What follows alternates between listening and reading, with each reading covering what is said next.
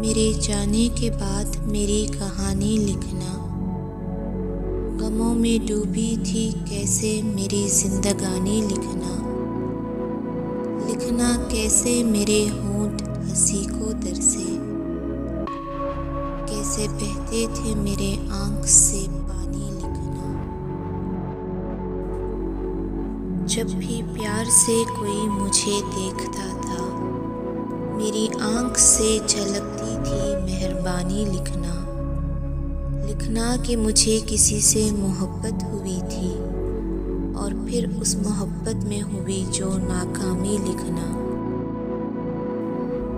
लिखना मुझे कभी भी कोई समझ नहीं पाया, इस बात पे जो हुई थी तुमको हैरानी लिखना।